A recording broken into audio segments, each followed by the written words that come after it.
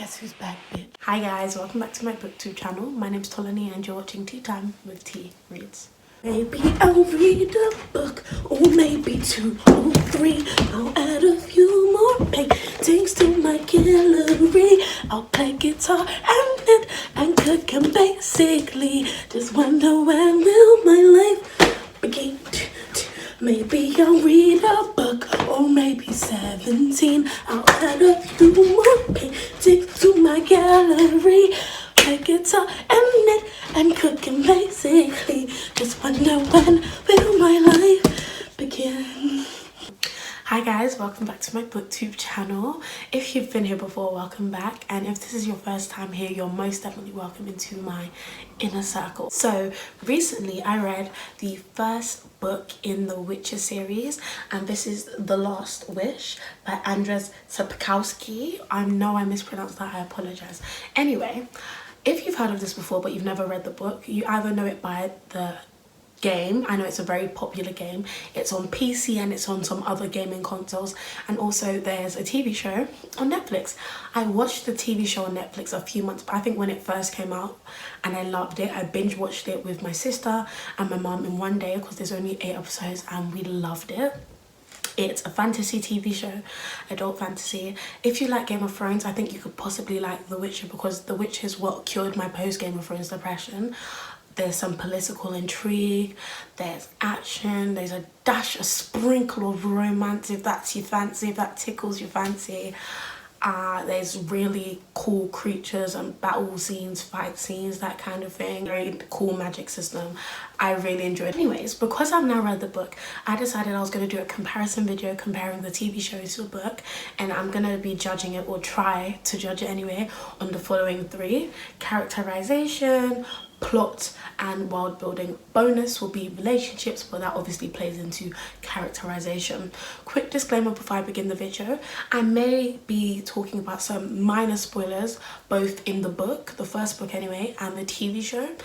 If I do, I will put it here or here down below 10 seconds before the thing I'm about to spoil, and it will stay on the screen until I finish talking about the spoiler. However, that's just a precaution. I don't think I'm going to be spoiling a lot. Right, the first thing we're going to talk about is characterization in the TV show, and we're going to start with Geralt. Now, the way Geralt is portrayed in the TV show, he's a bit of a dickhead. And when I say he's a bit of a dickhead, he's a very big dickhead, I'm not gonna lie. Like, he is portrayed as dickheads of all dickheads. He's rude, he seemingly doesn't appear to care about anything, doesn't give a toss. He can be very insensitive. He's a very broody male character. He just stands around very unimpressed with the world, like, you know, he's just, nothing impresses him. He's very broody. That's the kind of character he's portrayed as. I know it doesn't sound like he's a nice person, and you know what, he's not, but I think he's a good person. Being a nice person and being a good person is 2 different things, and whilst he's not nice, he is a good person at heart, and that's what's important. I found the characterization of Geralt to be very different in the books, because the only similarity I would say between the 2 is that Geralt can be seen as broody in the books as well. Apart from that, I think, in my opinions anyway, they're extremely different. In the books, Geralt is surprisingly very, very polite.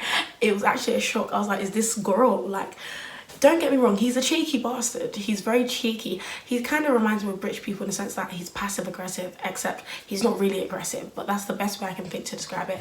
Like, underneath his politeness, he's jabbing at you, but he's still so polite about it, which I thought was a pleasant surprise. Geralt in the books, maybe it's because we're in his mind, like we're reading it, he feels things very deeply. He actually does care about a lot of things. The only difference is he guards his heart. And in the TV show as well, you can say that, you know, him being a dickhead is just a front for all the things he feels. But I think the book does a better job in portraying this. He's not indifferent. He feels a lot of things. Despite what everyone says about witches, it's not true, because Geralt is like so human. He feels so many things. He feels guilt and regret and passion, and he cares for people deeply, and he wants to do the right thing. And I think the book does a much better job at portraying this anyway. In the books, Geralt, he is still closed off like in the TV show, but he's not mean about it. Like I said, he's actually quite a polite chap. So the difference between Geralt in the TV show and the books is that in the books, he is very wry. Like, he has such a dry humor. I was pleasantly surprised by that. I really, really, really enjoyed his humor in the books. It's a very dry humor, like I said, but I thought that was a lovely addition to his character. So book versus TV show, who wins for the characterization of Geralt? I'm going to have to say the TV show does. Let's also talk about Yennefer. So in the books, we actually don't see much of Yennefer. She is mentioned from like the very beginning. Actually, she's mentioned quite early on, but we don't actually meet her until the end of the book. And when we meet her is, if you've watched the TV show, you know, in the TV show when Geralt and Yennefer meet, that is what we see in the books, but it happens towards the end. When I say it happens towards the end, they've already met. This is just a memory that we are now seeing. So they've already met, but this is the first time we actually see Yennefer.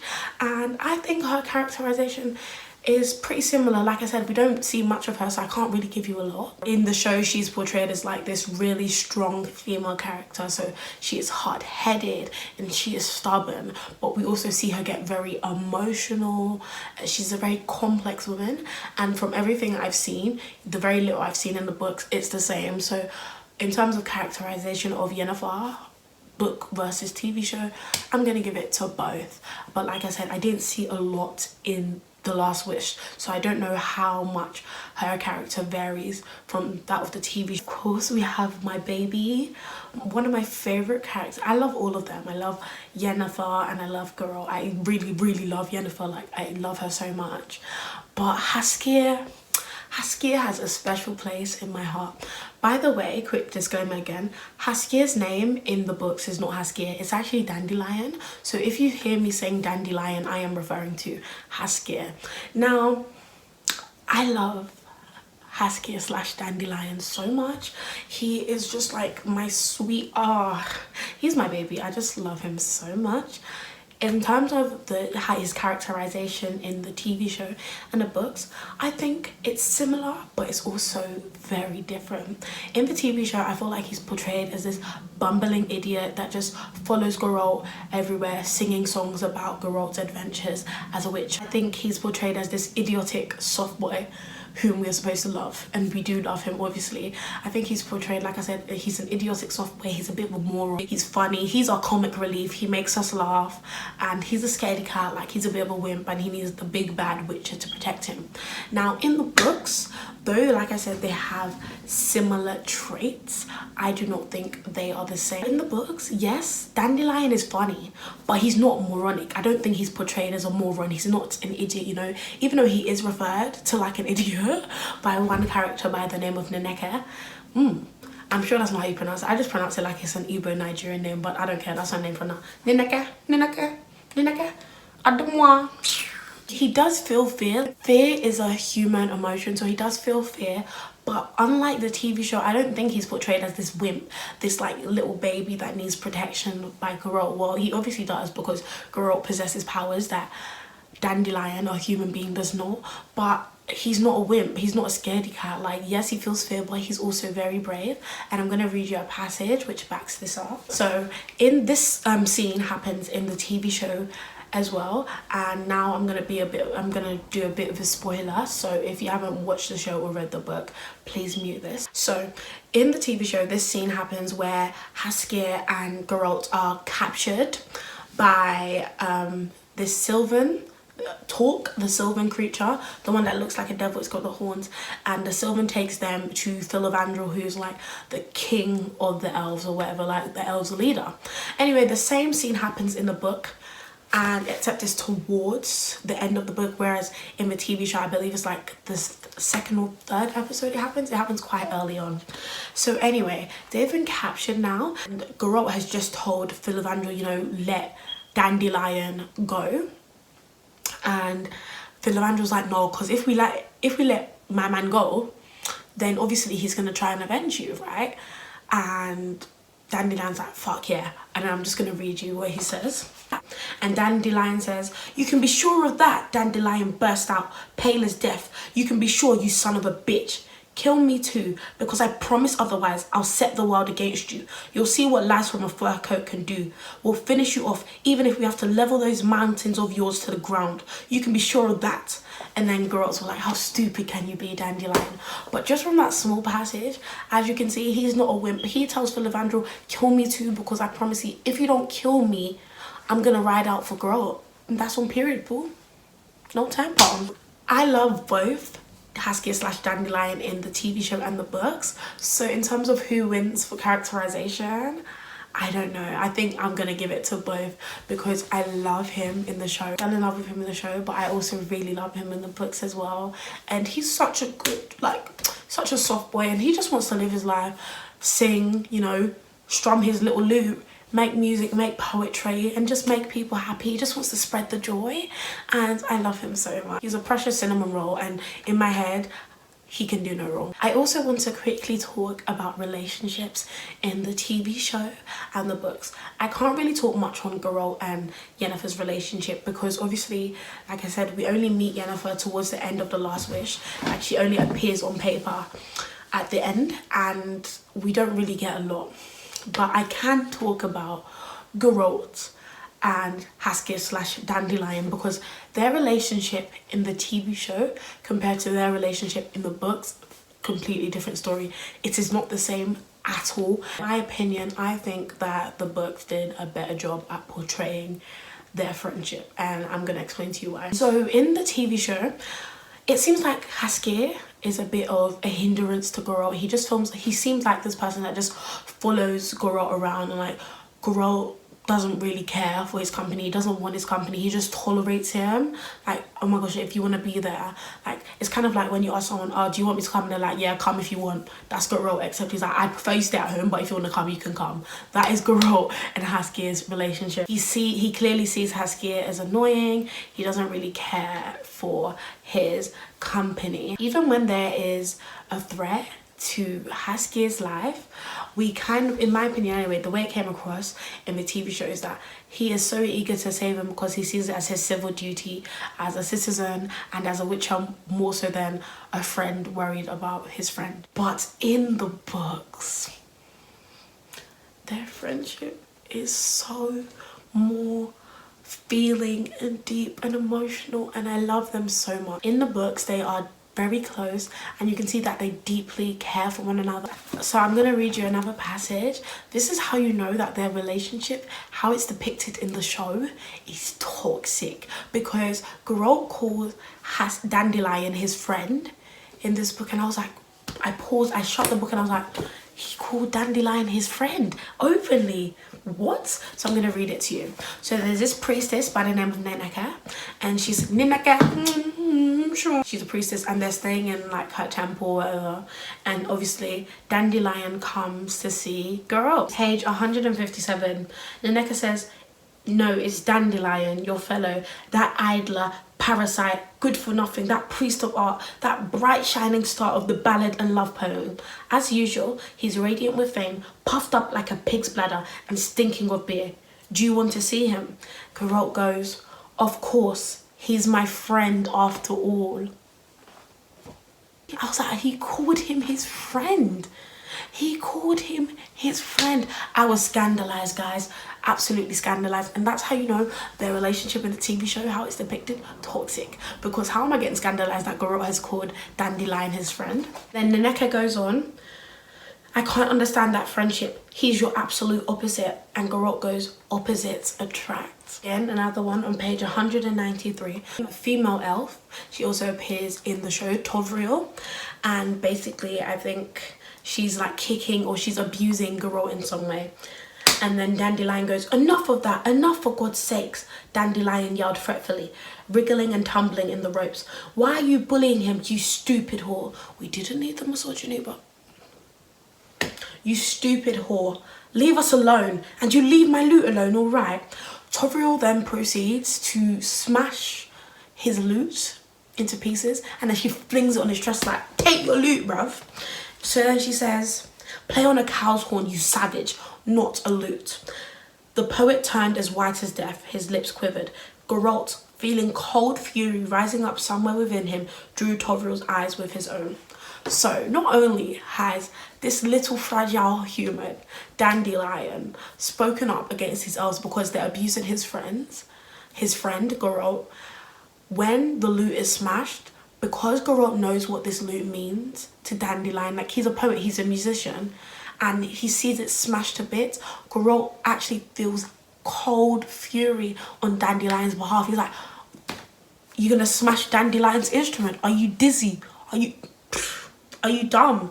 Like, he feels anger on his behalf, and I was just like, oh my gosh, because their relationship is depicted so differently in the books. Like, you can see these are two friends who care deeply for one another, who look after each other, who have actually got each other's backs, and I love that so much. So if we're talking about relationships, book or show, I'm giving it to the book, hands down, solely for the relationship between Dandelion / Heskir and Geralt, because it's beautiful and I love it for so many reasons. I don't like how Geralt treats him, Heskir, in the TV show. Like, I don't agree with it at all. As much as I love him, like, no, he needs to fix up. He just treats him like shit for no reason. Like, it's really not fair. They're both my babies.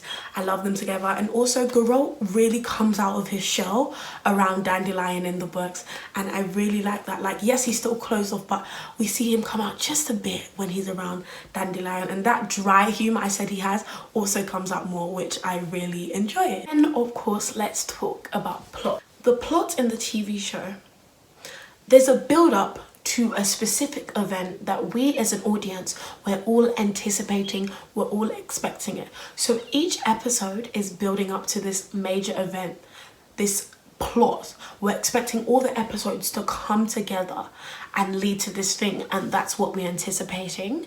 And I think it worked really well. I know there were some complaints about the show that I find valid. I don't want to say just because I don't want to spoil it. I think if you watch it, it's better to go in blind. I know there were some complaints, and I completely agree. It could have been done in a better, more efficient way. But I think it worked well, and it didn't take away from my enjoyment at all, because not gonna lie, I clocked on quite early what they were trying to do. Though I agree the execution could have been better. A for effort, I still really enjoyed it, and I think the payoff was fucking brilliant. Like, I remember myself, my mum, and my sister, one of my sisters, Tumisho, Kendo Domi here on YouTube, I'll link her channel down below, watching it, and the payoff was brilliant. Like, our reactions at the end, we were like, yes. Like, yes, this is what we were waiting for. Everything was leading up to this, whereas in the books, you don't really have that. It's not like we're leading up to a particular event. I mean, in a way we are, but I think it's done much better in the TV show, and I think the thing we are leading up to in the TV show is much more satisfying.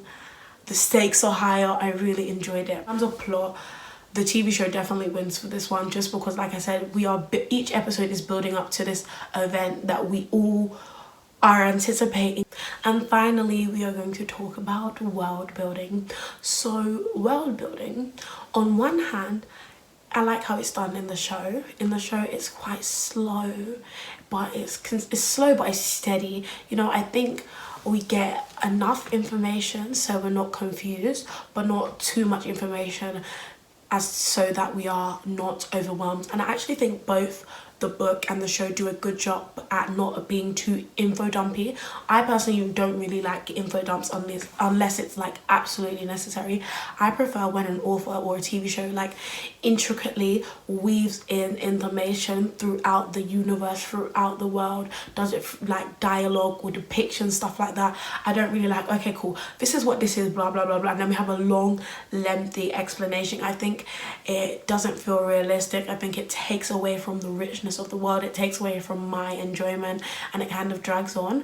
But I think both did a very good job at just kind of weaving it in. With the show, you might find it easier to get to grips with the world building, and I think both actually did certain things better. So for example, the chapter is something that is very well explained in the TV show, but it's kind of more so alluded to in the books. Like, maybe it's because this is the first book and we actually didn't cover as much things as the first season covered. Maybe they put the first book and the second books together. I don't know because I've only read the first book. In terms of world building, I'm gonna give it 50-50 to both the show and the book. So yeah guys, thank you so much for watching this video. I thought that was just a fun little thing I could do since I've now read the book and I watched the first season of The Witcher. Thank you so much for watching this video. Please like, comment and subscribe. Follow me on my social media. I've got a new Twitter account where I just talk about bookish things. My other Twitter is my private Twitter, so please follow my new one. I'll link it down in the description. I have Tumblr, I have Goodreads, I have Instagram, I have it all. Please follow me on those. Please comment below if you've watched The Witcher, played the game or read the book, and if you have any plans to. I would love to know. Thank you so much guys, and I'll see you in my next video. Bye.